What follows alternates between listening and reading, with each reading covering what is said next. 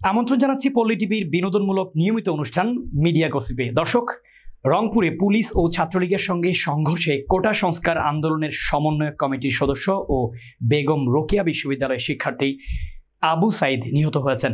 Social মিডিয়ায় তার একটি ভিডিও ভাইরাল হয়েছে। আবু সাইদের মৃত্যু কিছুতেই মেনে নিতে পারছেন না চিত্রনায়িকা শাহ হুমায়রা সুবাহ।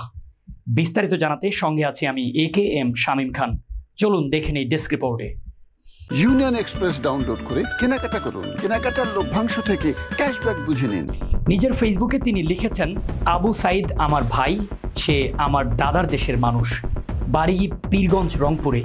তাকে তো মেরে ফেলা হয়েছে, দেখেছেন সবাই, শুধু আমার না আপনারও ভাই।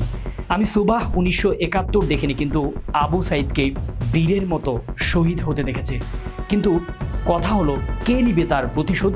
আপনি, আমি, আমরা? হা হা হা, কেউ না। আজ এত হইচই করছেন যারা, তারাই কালকে নীরব হয়ে যাবেন। সবাই ভুলে যাবে সবকিছু। বাংলাদেশে এক জিনিস বেশি দিন চলে না রে ভাই। অনেক কিছুই লিখতে চাই, কিন্তু আমরা তো গোলাম, তাই লিখতে চাইলেও পারি না। মন খুলে উচিত কথা বলতে পারি না। আগে বাক স্বাধীনতার জন্য প্রতিবাদ করুন, তারপর না হয় অন্য কিছু। উল্লেখ্য, দেশ জুড়ে শিক্ষার্থীদের তুমুল আন্দোলনের মুখে 2018 সালের 4 অক্টোবর সরকারি চাকরিতে নারী কোটা 10%, মুক্তিযোদ্ধা কোটা 30% এবং জেলা কোটা 10% বাতিল করে পরিপত্র জারি করে সরকার। সেখানে বলা হয়েছিল, নবম থেকে 13তম গ্রেডের পদে সরাসরি নিয়োগের ক্ষেত্রে মেধার ভিত্তিতে নিয়োগ দিতে হবে। ওইসব গ্রেডের পদে সরাসরি নিয়োগে বিদ্যমান কোটা বাতিল করা হলো। এই পরিপত্র চ্যালেঞ্জ করে রিট করেন মুক্তিযোদ্ধা সন্তান ও প্রজন্ম কমান্ড কাউন্সিলের সভাপতি ওহিদুল ইসলাম সহ 7 শিক্ষার্থী। এর প্রেক্ষিতে গত 5 জুন 2018 সালের জারিকৃত পরিপত্রটিকে অবৈধ বলে ঘোষণা করেন হাইকোর্ট।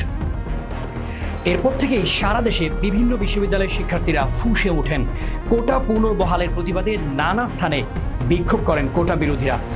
ঢাবি ছাড়াও বিক্ষোভ হয় জাবি, জবি, রাবি, 7 কলেজ সহ দেশের স্বনামধন্য বিভিন্ন কলেজে। আন্দোলন যখন তীব্র থেকে আরও তীব্রতর হচ্ছিল, ঠিক তখন ঢাকা বিশ্ববিদ্যালয় সহ দেশের বিভিন্ন বিশ্ববিদ্যালয়ের ক্যাম্পাসে সোমবার কোটা সংস্কার দাবিতে আন্দোলনকারী শিক্ষার্থীদের সঙ্গে ছাত্রলীগের দফায় দফায় সংঘর্ষ হয়। এই ঘটনায় অন্তত 250 জন আহত হয় বলে খবর পাওয়া যায়। দর্শক, মঙ্গলবার দেশের বিভিন্ন স্থানে আবারও আন্দোলনকারীদের সঙ্গে পুলিশ ও ছাত্রলীগ নেতাকর্মীদের সংঘর্ষ হয়। এতে 6 জন নিহত হওয়ার খবর পাওয়া গেছে। আহত হয়েছেন শতাধিক শিক্ষার্থী। নিহতদের মধ্যে চট্টগ্রামের 3 জন, ঢাকার 2 জন ও রংপুরের 1 জন রয়েছেন। আজ এ পর্যন্তই। পরবর্তী পর্বে হাজির হওয়ার প্রত্যাশা নিয়ে আজকের মতো বিদায় নিচ্ছি। আল্লাহ হাফেজ।